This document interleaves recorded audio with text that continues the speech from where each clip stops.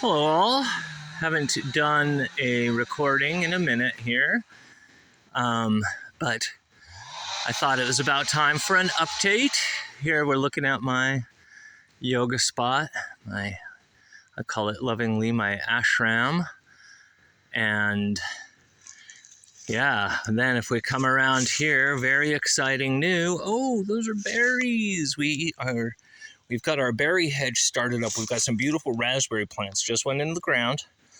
We took some more blackberry starts because the others failed. But fortunately, we've got a whole field of blackberries down at our base camp to pilfer from. So we're trying those again. And instead of taking clippings, we're taking taking some of the suckers off of the existing plants. This beautiful raspberry plant. Blackberry, but look at this. This is really fun to me.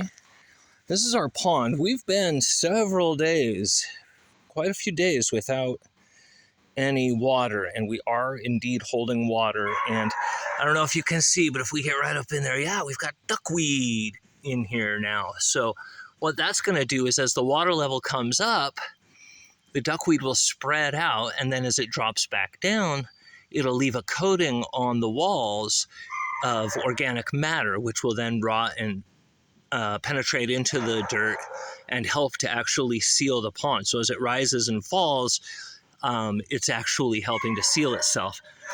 Duckweed is great for that because it reproduces like a weed, thus the name. But obviously, if it were a slow-growing plant, they would just die because it gets stuck on the sides. They don't reproduce fast enough. But this stuff reproduces crazy fast. So, not so as you'd know, but I did throw a bunch of seeds of yarrow all around the ashram here, because yarrow is the ideal plant for building I Ching reeds, which of course I'm really into. It's considered sacred, and it's beautiful. Which, looking at this, you'll notice it's very much still, there's a lot of wild. I was just watching a YouTube video today talking about permaculture and the idea of a food forest, and they were saying, we don't plant in the forest, we simulate what a forest does. And that's definitely true and not. I am really excited about trying to piggyback on the existing infrastructure of the existing ecosystem and chipping in and gradually over time sort of replacing the existing forest with food-bearing plants, but not all at once, not mass genocide, but just coming in. Okay, so for example here, tiny little things, but we've got two little strawberry plants there. You can see they've been pecked a little bit by the chickens, jerks, but they've been here for, we're pushing, it's been several weeks. So these guys are definitely have taken, they're alive. They've got good roots. And this should, eventually we'll end up with a strawberry patch. Probably, my big idea is that these guys take hold. And we'll probably add another couple plants. And of course, they'll reproduce themselves. The model is, of course, that we have birds and what have you come through, and they are going to take the fruits, but that's how it works, right? They take the fruits, they leave seeds behind. And here's another one we planted. This is, I'm not entirely sure if it's, I believe it's a pepper plant, but if I pull out a little bit, you'll see we're just in the humus on the forest floor. So this is highly experimental. This is not how it's done, to be frank. This is not how people do it. This is how I'm doing it. And I was anticipating a lot of losses this year because it's a lot of try and see. So really excited about this pond. You can hear Miles cutting away in the background. He's in the process of finishing clearing out what we call the boob so we can get a grain field going out here. And we'll have some actual really open area, real good, solid sunlight. I know you guys saw before that we had new guineas. They're all grown up now. I can hear them. I'm not seeing them, but they're all, they're over here on this um,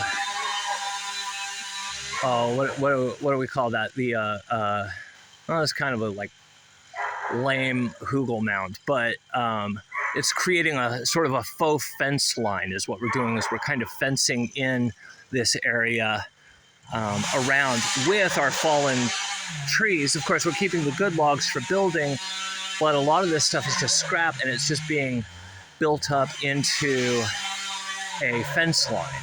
So that'll kind of help. Eventually, we want to have a couple of goats and some other animals and such, and that'll kind of encourage creatures to hang kind of where they need to be. Eventually, we'll take this berry line and extend it all the way around so that we actually have a huge old fence line that goes all around and keeps kind of everything where we want it to be. Up next, once we've got this pond is coming in a little bit better, we've got some like repair work to do. I need to trench and berm our cooking area because it keeps flooding out. But eventually we're going to have streams coming down off of here's the side of the pond, that's the dam side, and then we're going to have streams that come down through what is basically our garden area, coming down to our next swale line, which will be running just along just right along kind of like here, just below the chicken coop, and then curve with the topo line back up in. We'll have right behind where the guinea coop is right there. We're going to have a second larger pond, which we call the muck pond, for the animals specifically. And that swale line will extend along the topo line right along back over here, so that our streams will come down in and hit right there and then populate the pond that's going to be over there, kind of over where my tent is right now. But then it'll be close enough over on this side that it's going to be more like terracing here. So it's just going to be maybe 10 or 15 feet between swale to swale over on this side. So this whole face is going to end up terrace. But anyway, enough about future plans. Let's talk about failures a little bit, right? I got some trees. Man, I got them real cheap. This is dangerous. I shouldn't be walking out here. This is actually garden space. But again, we did not eradicate everything. Intentionally, we didn't eradicate everything because we want to cooperate with the existing ecosystem.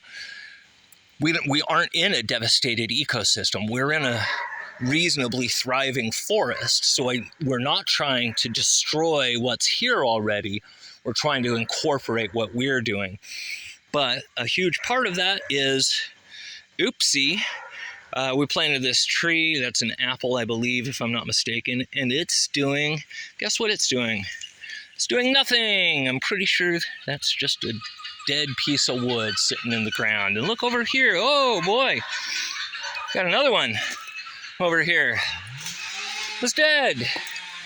Anyway, but I'm not worried about it. I mean, obviously, I'm worried about it. I don't love it. But I've also got, if we investigate real close, we've got all kinds of starts and seeds that have actually taken hold in here.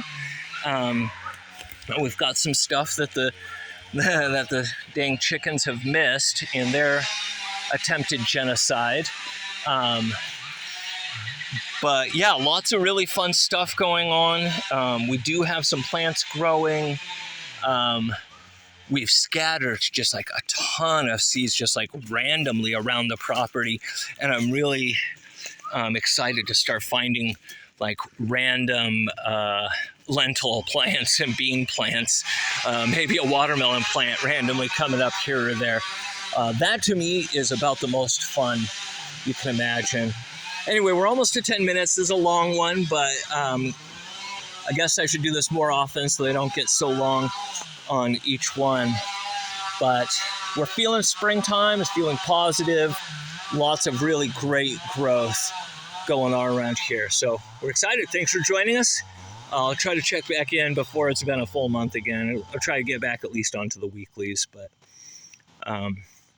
look at that beautiful forest. Keep thriving.